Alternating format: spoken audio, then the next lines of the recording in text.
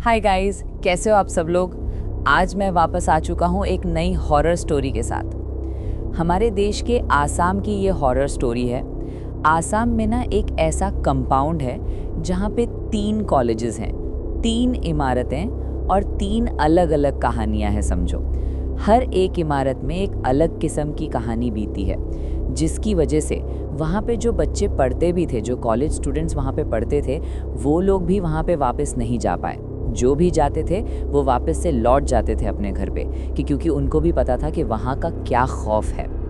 आज की जो कहानी मैं आपको बताने वाला हूँ वो इसी कॉलेज के बारे में है, इसी कॉलेज के एक टीचर रवि के बारे में है। ये कहानी ऐसी है कि खैर छोड़ो, अभी आपको वो पूरी कहानी मैं आपको एक साथ सुनाता हूँ, लेकिन ये वीडियो से पहले ऐसी और horror, mysterious and historical videos देखने के लिए सब्सक्राइब कर दीजिए इस चैनल को। अब ये कहानी शुरू होती है।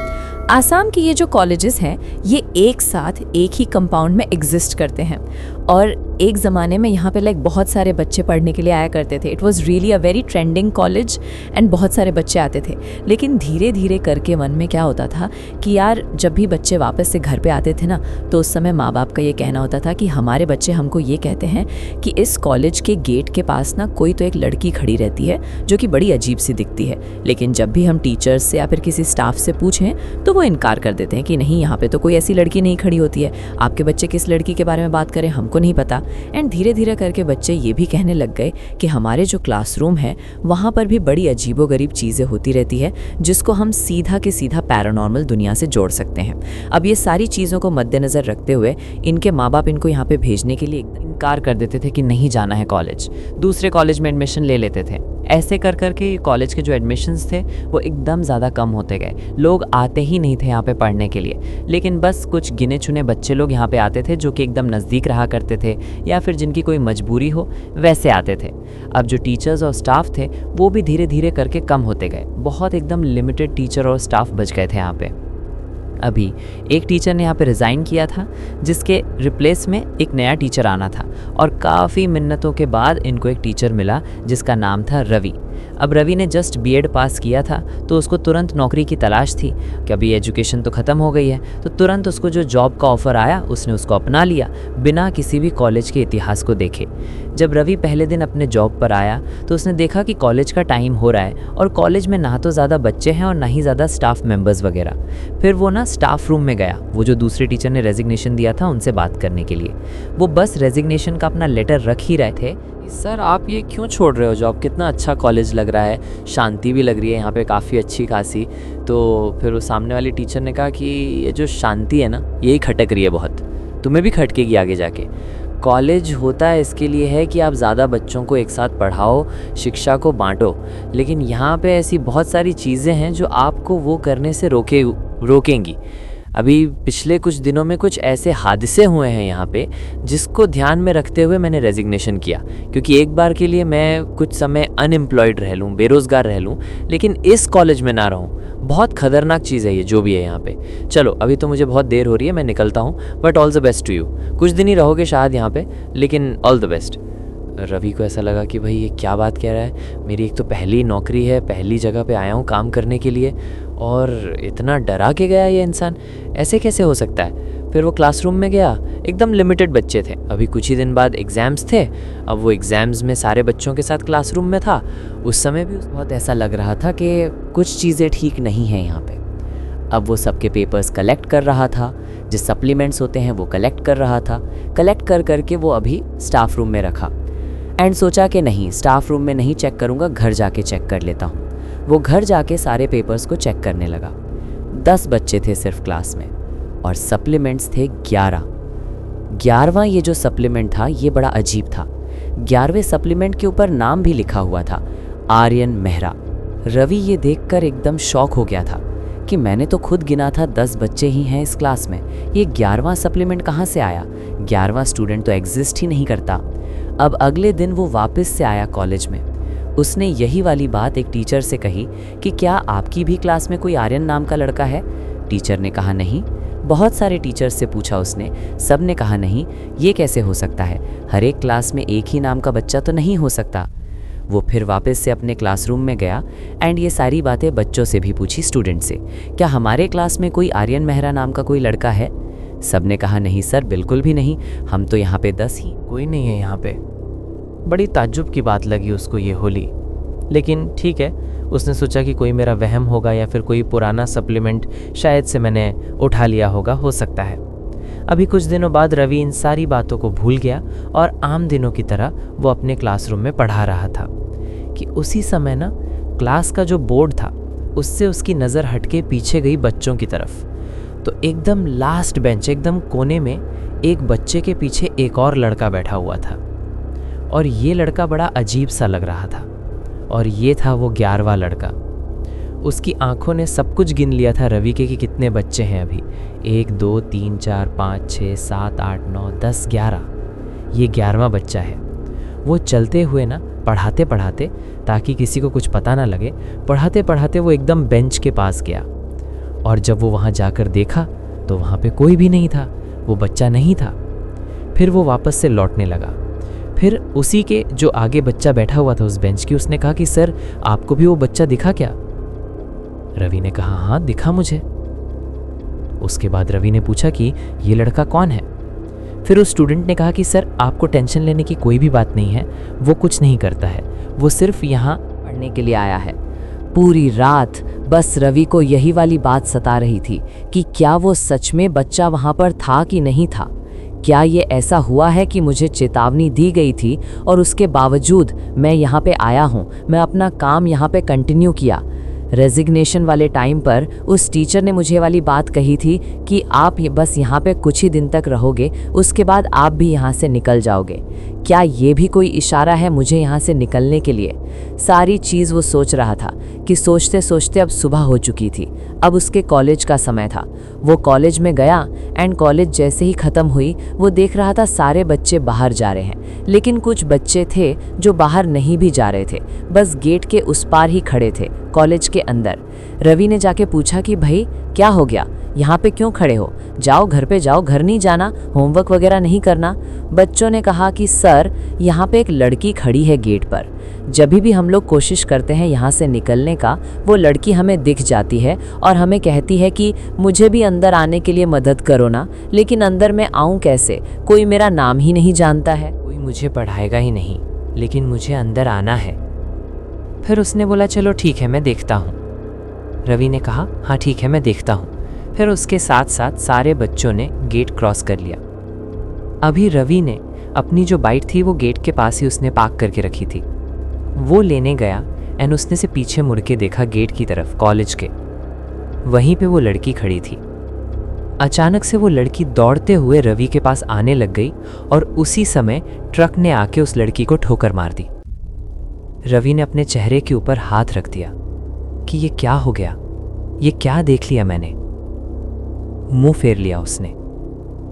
फिर जैसे ही उसने वापस से अपनी आंखें खोली, वहां जाके देखा तो वहां पे कोई भी नहीं था, न वो लड़की और न कोई ट्रक। अब रवि को पक्का यकीन हो गया था कि ये जो भी चीज़ है वो कोई आम बात नहीं है। और अगले दिन ना वो कॉलेज जाने के बजाय एक एक्स स्टूडेंट के घर पे गया, जिसने ये वाला कॉलेज पहले दिन ही छोड़ दिया था।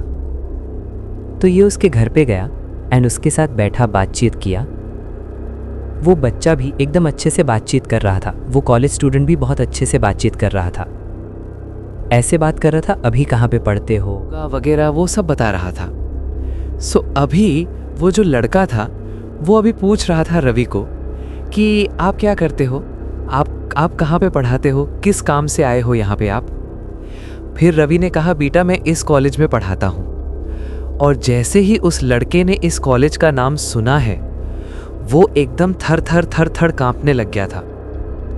उसके माँ बाप ने कहा कि प्लीज़ आप यहाँ से निकल जाओ, हमको उस कॉलेज के बारे में कुछ भी बात नहीं करनी है। फिर रवि ने कहा कि सर मैं भी कुछ ऐसी ही हालात से जूझ रहा हूँ, इसके लिए मैं आपसे पूछना चाहता हूँ कि असल में हुआ क्या था। फिर उसके माँ बाप ने कहा कि हमारा जो बेटा है वो वहाँ पे मेरिट पे उसको एडमिशन मिला था, काफ़ी अच्छा पढ़ाई लिखाई में था, इसलिए उसको वहाँ पर एडमिशन मिली। लेकिन जब वो गया था कॉलेज में तो उसको एक वहाँ पर दोस्त मिला। वो उसको कहता था कि अगर तुमको मेरे साथ रहना है तो तुमको भी इस इमारत से छलांग लगानी पड़ेगी। फिर तुम मेरे साथ आकर रह लेना, साथ में रहेंगे हम लोग। और फिर ये सारी बातें जब उसने देखी सुनी, उसके बाद यही बातें उसने अपने माँ बाप को भी जाकर कही घर पर।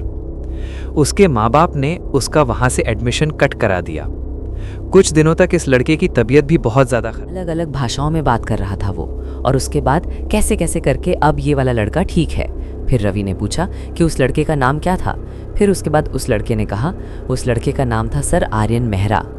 ये वाला नाम फिर से दोबारा सुन के रवि के चेहरे से सारा रंग उतर गया था, चौंक चुका था वो। रवि ने तय कर लिया था कि चाहे उस कॉलेज में जो कुछ भी हुआ हो, लेकिन अब मुझे वहाँ पे काम नहीं करना है। बहुत मनहूस किस्म का ये कॉलेज है, यहाँ पे बहुत मनहूसियत है, बच्चे लोग भी बहुत ज़्यादा कम हैं, सैलरी भी ठीक ठाक है, लेकिन ये जो हादसे हो रहे हैं ना, ये मैं नहीं झेल पा रहा हूँ। मैं नहीं कर सकता यहाँ पे काम। उसके बाद वो गया कॉलेज में अगले दिन। जैसे ही वो कॉलेज के अंदर कदम रखा, उसने देखा कि कॉलेज के अंदर एकदम भीड़ लगी हुई थी कुछ बच्चों की। वो गया और पूछा कि तुम लोग अपने अपने क्लासरूम में क्यों नहीं हो, जाओ अपने क्लासरूम में। फिर बच्चों ने कहा कि सर ये देखो, वहाँ पे ज़मीन पे एक टॉर्च पड़ी हुई थी और उसका फ्लैशलाइट ऑन था, और ये जो टॉर्च थी ना, ये वहीं के एक वॉचमैन की थी जो यहाँ पे रात में नाइट ड्यूटी किया करता था। अब उसके बाद सब लोग ढूंढने लग गए, आसपास कहाँ है वो कहीं पे भी नहीं मिल रहा है। उसके बाद जब ये लोग एकदम ऊपरी वाली मंजिल पर गए जहाँ पे ये पढ़ाई करता था, तो उसके बाजू में एक अबैंडन क्लासरूम था जहाँ पे कोई आया जाया नहीं करता था, almost a store room it was. तो वहाँ पे उसने देखा कि एकदम ज़मीन पर यही वॉचमैन बेहोश पड़ा हुआ है। अब जैसे ही इसको उठाया और इससे पूछा गया कि यहाँ पे कैसे आया आप, फिर वॉचमैन ने कहा कि साहब मैं यहाँ पे रात में नाइट ड्यूटी कर रहा था, और उस समय ना मुझे ऊपरी मंजिल से कुछ तो रोने धोने की आवाज़ें आ रही थी। मैं गया ऊपर, मुझे लगा कि कुछ क्लासरूम्स में बच्चे अकेले पड़ गए हों। मैं ऊपर गया, देखा तो यहाँ पे कोई नहीं है, और मुझे ना इस क्लासरूम से मेरी आवाज़ें आने लग गई। फिर उसके बाद मैंने इसका दरवाज़ा खोल दिया और मैं अंदर आ गया। फिर उस वॉचमैन ने कहा कि जैसे ही मैं इस क्लासरूम में आया, मैंने देखा कि एकदम आखिरी बेंच पर एक लड़का बैठा हुआ है। मैं जब उसके नज़दीक गया तो वो एक कोरे से कागज़ पर कुछ तो लिख रहा था। अंधेरा बहुत ज़्यादा था, मुझे समझ नहीं आ रहा था, लेकिन फिर भी ना मैंने थोड़ा सा मेरा जो फ़ोन था उसके लाइट से मैंने देखा, बिकॉज़ मेरी जो टॉर्च थी वो पता नहीं मैं मुझे भूल गया था। मैंने अपने फ़ोन के लाइट से उसको देखने की कोशिश करी कि वो पेपर पे क्या लिख रहा है। ना कोई पेंसिल था, ना कोई कलम, वो अपने उंगली के खून से लिख रहा था कुछ। तो मैं चौंक गया। फिर उसने अचानक से मेरी तरफ देखा, और जब उसने मेरी तरफ देखा, मैंने देखा कि उसकी शक्ल पे आंखें ही नहीं थी। मैंने देखा कि उसका जो चेहरा है बड़ा अजीब सा दिख रहा है, जो कि इंसानों जैसा नहीं है, मांस लटक रहा है, या फिर उसका चेहरा एकदम फट चुका है। और उसके बाद ये सब देख के मैं वहीं पर बेहोश पड़ गया। ये सब कुछ कहते ही वो जो वॉचमैन था वो वहाँ से उठकर निकल गया। रवि भी ये सारी बात सुनकर एकदम चौंक गया, लेकिन अभी मुझे तो रिज़ाइन ही करना है, उसके दिमाग में तो यही था। अब वो बस वहाँ से निकलने लग गया, और उसी वक्त उसको पीछे से उसी का आवाज़ सुनाई दिया, रवि। फिर उसने पीछे पलट के देखा तो लास्ट बेंच पर वही स्टूडेंट बैठा हुआ था, लेकिन पहले से ज़्यादा डरावना। वो वहाँ से जाने के लिए पलटा तो वहाँ पे वही वाली लड़की खड़ी थी गेट पर, धीरे धीरे करके उसके करीब आ रही थी। ये जो सर हैं अभी भागते भागते फर्स्ट फ्लोर पे आ पहुँचे।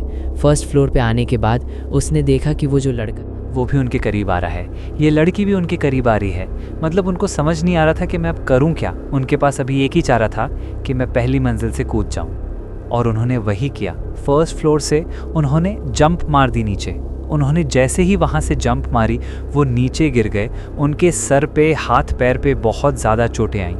उनको सीधा अस्पताल वहाँ से लेके गए। जब अस्पताल में उनका इलाज हुआ, उसके बाद उन्होंने ये सारी चीज़ें सब लोगों के सामने रखी कि ये सारी हादसे हुए हैं मेरे साथ। और उसके बाद बहुत सारे मौलवी लोगों को वहाँ पे बुलाया गया था आसाम में। उन्होंने बहुत सारे होली वाटर्स को वहाँ पे ऐसा छिड़का था, बहुत सारी चीज़ें उन्होंने करी थी। और उन्होंने ये वाले बात को कंफर्म किया था कि यहाँ पे एक कोई आत्मा नहीं भटक रही, यहाँ पर ढेरों सारे आत्माओं का बसेरा है। उनके बहुत सारे तावीज़ों ने इस कॉलेज को एकदम बांध के रखा है। लेकिन अभी बताया जाता है कि वहाँ शायद से अभी आत्माएं ना हों। तो हो सकता है कि शायद से अब इस कॉलेज के कंपाउंड में कोई आत्माएं ना हो सकता है। एंड आज इस वीडियो के अंत में मैं आपसे बस इतना ही कहना चाहता हूँ कि कभी कभार कोई मजबूरी ये हमारी, जिस वजह से हम लोग किसी घर के अंदर बंद के एकदम रह जाते हैं। वहाँ पे आत्माएं रहती हैं या बुरी बलाएं रहती हैं, फिर भी हम वहाँ से निकल नहीं पाते, सिर्फ पैसों की तंगी की वजह से। लेकिन गाइज, मैं आपको ना बस इतना कहना चाहूँगा, अगर कोई भी घर आपको ऐसा दिखता है जहाँ पे आत्माओं का बसेरा है, फ़ौरन वहाँ से भाग निकलो, क्योंकि उससे आपको सिर्फ दर्द पहुँचेगा। सिर्फ ऐसा रहेगा कि एक ब्लेड है जिसके ऊपर आप नंगे पाँव बस चल रहे हो। अगर आप खड़े रहोगे तो भी आपको दर्द देगा, चलने की कोशिश करोगे तभी भी आपको दर्द देगा। इससे बेहतर है कि वहाँ से निकल जाओ। अगर हमारा वीडियो आपको पसंद आया हो तो वीडियो को लाइक करें, चैनल को सब्सक्राइब करें और बेल आइकन जरूर दबाएं, ताकि हमारी आने वाली हर नई वीडियो का नोटिफिकेशन सबसे पहले आप तक पहुंच सके। इस वीडियो को अपने दोस्तों के साथ शेयर करना ना भूलें। अब मिलते हैं अगली वीडियो में, तब तक अपना ख्याल रखें।